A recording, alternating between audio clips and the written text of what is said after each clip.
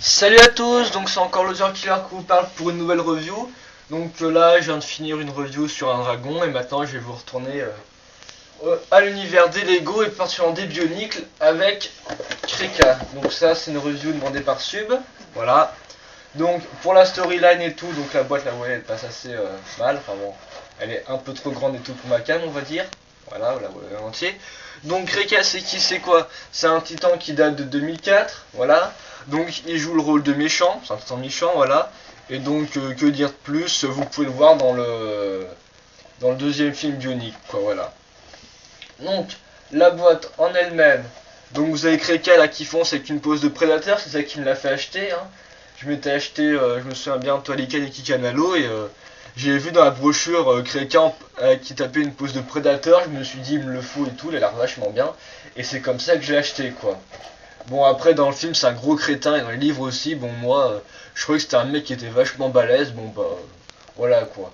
Après je garderai dans ma tête pour que c'est un prédateur vachement balèze et tout, et que c'est pas un gros débile. Enfin bon. Donc là, donc comme je l'ai dit, vous voyez comme ça qu'il marche et tout, prêt à agir sur un autre Toa quoi. Je vois cet aspect d'esprit, on va dire, avec des Vaki où les toits sont traqués et tout, voilà. Et donc on va dire par exemple là je vous montrerai plus avec la figue, mais là par exemple l'œil laser rouge tout, ça fait un peu prédateur quoi. Ça fait un peu le type qui vous espionne, qui vous use et tout, le viseur rouge quoi, ça fait pas mal. Voilà, donc là vous avez le logo Maître Nuit et écrit Kreka, nom du titan. En haut Bionicle et à nouveau l'adresse vers bionicle.com. Si on retourne, on voit les principales fonctionnalités comme le fait qu'il puisse tourner au niveau du buste, on va dire. Enfin, il reste limité, mais il peut un peu tourner. Là, qu'il a un lance-disque, donc lance-disque Kanoka, comme vous pouvez le voir. Et ici, son lance-disque Kanoka peut être activé pour qu'il soit derrière son dos ou au-dessus de son épaule, quoi.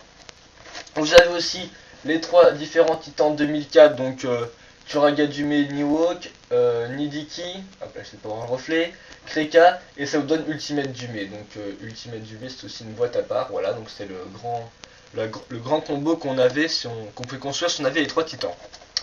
Sur le côté, donc, une photo de Kreka qui est la même que sur la couve, voilà, Bionicle ici. Là, tous les avertissements et tout dans différentes langues. Tous les titans. Et ici, donc, une petite pub pour le film Bionic 2, voilà, donc avec différentes images, hein. Ça, j'ai pas trop m'attarder là-dessus, quoi. Voilà. Le manuel est un peu plus, est à peu près pareil, hein, donc il a quand même une bonne taille, il a quand même une bonne tête. Si on l'ouvre, on va retrouver nos fonctionnalités. Donc, voilà, attendez. Voilà, les fonctionnalités. Après, vous remarquez que dans son manuel, il y a aussi une partie d'instruction fournie pour construire Ultimate Dume. Voilà. Donc, ensuite, comme vous pouvez voir, c'est un dernier truc pour construire Ultimate Dume. Ici, je vous le fais vite, vous avez différents Vaki. Donc après, je suppose, ah bah voilà, vous avez une belle double page. Attendez, je vais vous la montrer, donc je vais virer ma boîte. Voilà.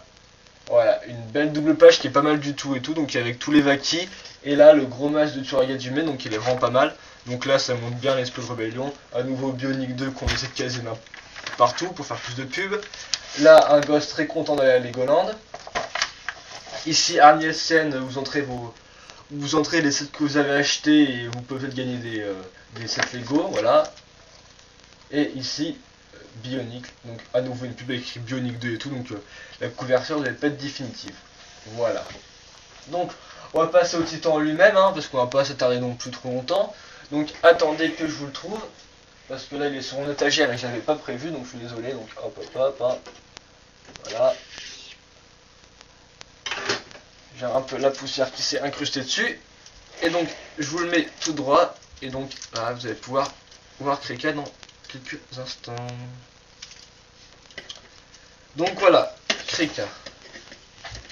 Donc le premier truc qu'on observe en premier, donc c'est son schéma de couleur. Donc il est assez bizarre et tout. Enfin, c'est comme 2004 quoi, je dirais. Donc c'est du pourpre, du blanc et un peu de gris. Donc argenté plutôt. Voilà, du argenté, l'argenté, du blanc et du pourpre. Donc c'est un schéma de couleur assez novateur qui rend pas mal du tout, je dirais. ça change et tout, des rouges, des couleurs normales. Donc tout de suite vous savez que pour avoir des couleurs pourpres ou autre chose, Kreka est pas mal quoi. Si vous voulez faire par exemple un toit Ali on va dire. Voilà. Donc on va commencer par quoi? Attendez, je vous dis ça. Donc ouais, on va revoir les mécanismes et tout, ce qui nous permettra de voir les différentes parties. Donc la première partie, c'est tout le corps et la tête qui sont assemblés en même temps, comme vous pouvez le voir là. Voilà, donc là, ça se casse à ce niveau-là, on va dire. Et donc en fait, grâce à une molette qui est derrière, vous pouvez le faire regarder comme ça ou comme ça. Voilà, avec le buste qui tourne. Donc je vous montre la molette, elle est là, voilà. Attendez que je trouve le bon truc. Que vous puissiez bien voir. Voilà, donc la molette est là et il tourne. La tête en elle-même, vous pouvez la faire pivoter aussi à part, donc grâce à un connecteur base, hein, hop là, donc il peut difficilement regarder en haut, on va dire ça, hein, il peut regarder un peu, mais bon, c'est à nouveau pas le défaut des bioniques, c'est qu'ils sont assez lourds pour regarder en haut par eux-mêmes, quoi. C'est-à-dire qu'ils doivent s'accroupir, enfin bref, pour pouvoir regarder en haut. Là, vous avez la bouche faite avec une dent de Borak. La tête, vous voyez bien, c'est une tête de Vaki, je me souviens plus du nom, enfin bref, du Vaki blanc. Là, on retrouve une pièce technique pour faire le tuyau avec l'œil rouge qui ressort bien.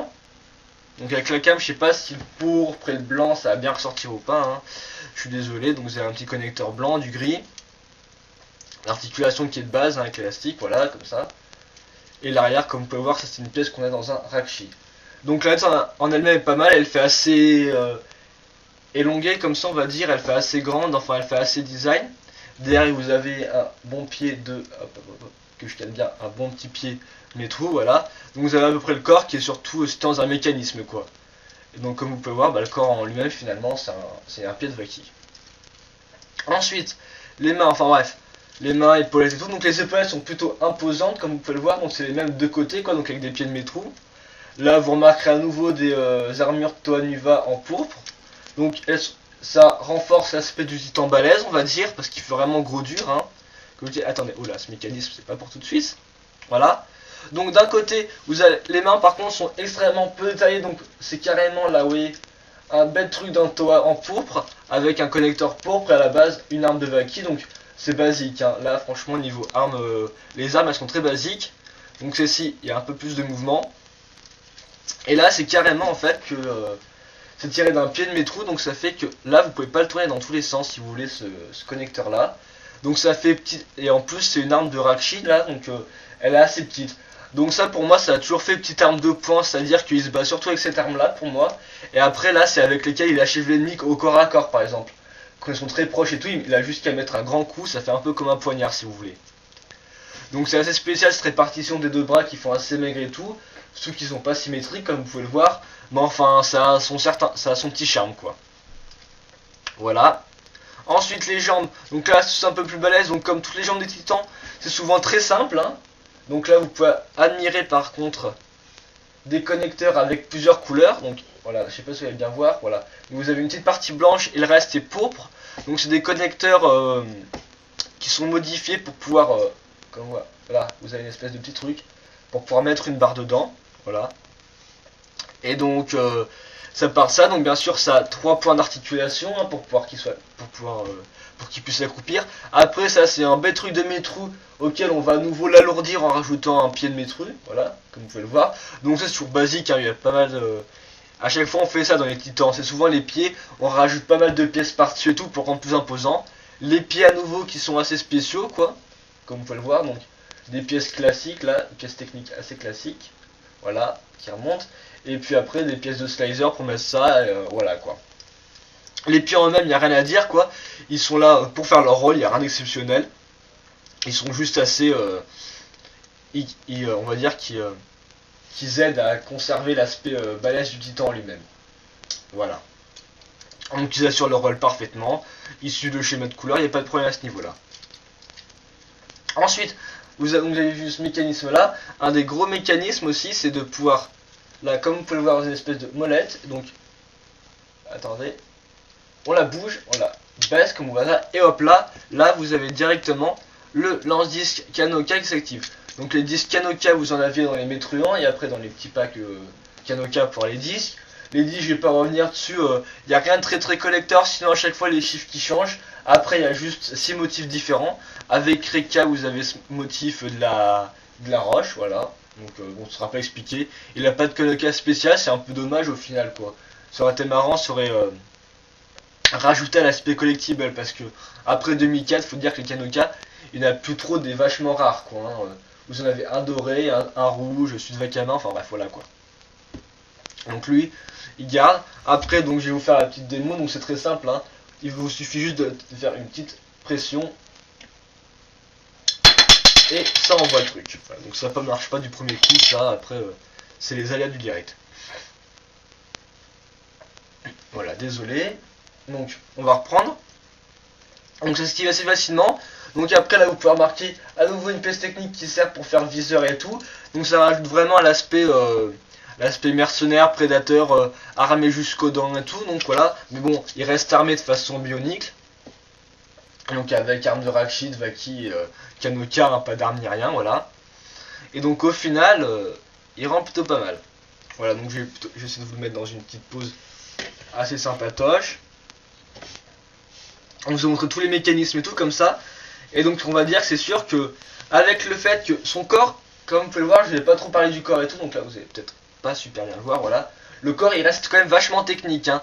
Ça reste tout un truc qui est composé de deux mécanismes, donc de ce mécanisme là, du mécanisme du lanceur et tout. Donc ça fait que le corps il est vraiment assez complexe à faire. Il possède pas mal de barres, de petites roulettes et tout pour faire tourner le tout, voilà. Comme vous pouvez voir ici, voilà. Et donc ça fait que le corps il est vraiment... c'est surtout l'élément principal de Kreka, on va dire. Le corps avec l'ensemble tête puissance 10, c'est vraiment un ensemble compact et tout, et qui est vraiment vachement sympa à monter. Un peu compliqué des fois, mais qui reste vachement sympa. Et donc le fait de rajouter les grosses épaulettes et tout, plus les jambes et tout, ça rend un titan assez balèze. Désolé. Voilà. Donc pour moi, franchement, le schéma de couleur en lui-même, il est assez différent, mais il est franchement vachement unique et vachement efficace, quoi. Il fait sombre et clair à la fois, comme vous pouvez voir, plus les pièces argentées qui rajoutent leurs petits trucs avec l'aspect balèze et tout.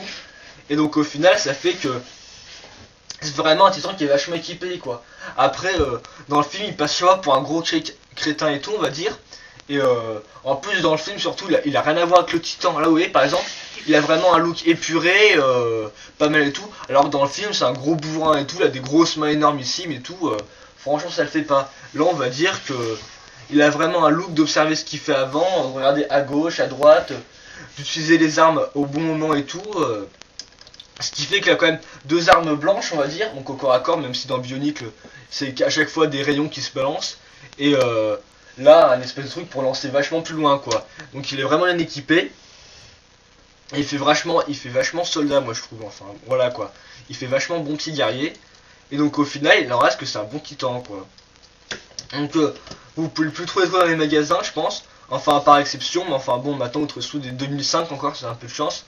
Et 2004, c'est un peu dur. Donc après, ce qu'il faut, c'est aller sur eBay ou d'autres sites de vente, ou encore en brocante, ou au pire, dans certains magasins, s'ils en vendent, vu que certains magasins vendent encore des vieux sets de 2001, des fois 2003, voilà. Mais à part ça, voilà. Pour le trouver, ça va être assez chaud. Mais il en reste que ça, je dirais que si vous avez l'occasion de mettre 25 € dedans, franchement, vous n'allez pas être perdu, quoi. Vous allez être assez content. Et ce sera pas 25 € mine de rien, quoi. C'est franchement un bon petit titan. Et je m'en rends compte en faisant la review, vu que j'avais un peu oublié. Mais franchement, je sais pourquoi je l'ai acheté, quoi. Hein. Donc voilà. Donc c'est le titan préféré dessus, mais je comprends pourquoi. Donc il a la classe. Il est armé jusqu'aux dents, il a la tronche de prédateur avec ses yeux laser et tout. Je crois que j'ai fait le tour du titan lui-même et il est franchement sympatoche. Donc je le conseille à tous. Voilà, il n'y a rien d'autre à dire. C'est un très bon titan pour 2004, être un des meilleurs, quoi. Allez, salut!